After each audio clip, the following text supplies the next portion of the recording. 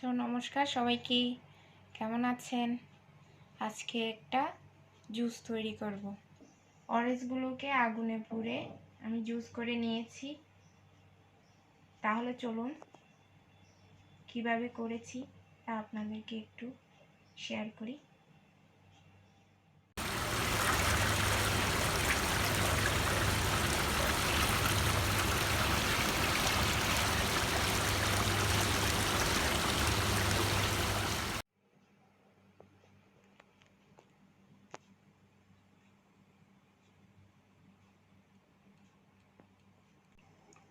তাহলে এটার জন্য কি কি নিয়েছি আপনাদেরকে একটু বলি।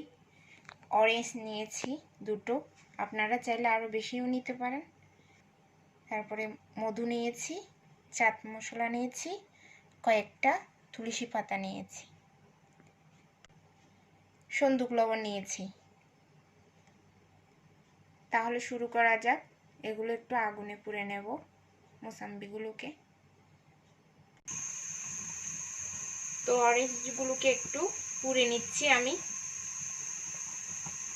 এটা পুড়লে হয় কি, গলা ব্যথা, আপনার কাশি অনেকটাই কমে আসে। এটা অনেক উপকারী জিনিস।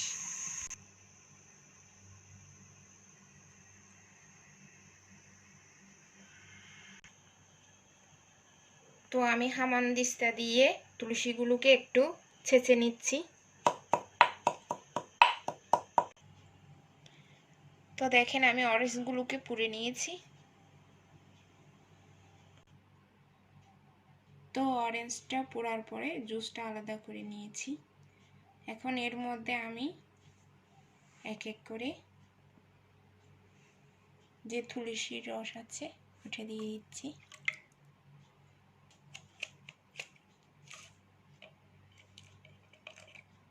হালকা একটু সন্দুক লবণ অ্যাড করছি,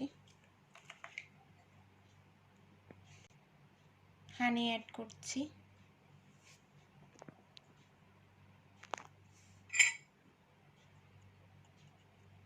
এই হানি। আপনারা চাইলে চাট মশলাটা না দিয়ে এভাবে চিনি দিয়েও খেতে পারেন। আমি অবশ্য চিনি দেব না, হানি দিয়েছি একটু, তাই।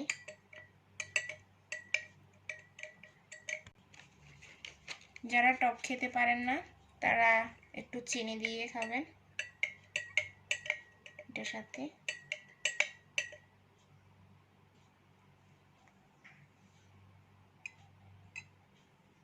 তো কাশি সর্দির জন্য জুসটা খুব উপকারী। এভাবে করে খেয়ে দেখবেন। বাচ্চাদের জন্য উপকারী। বাচ্চাদের অনেক সময় ঠান্ডা লাগলে এভাবে অরেঞ্জ জুসটা পুড়ে যদি খাওয়ান, কাশি সর্দিটা অটোমেটিক চলে যাবে।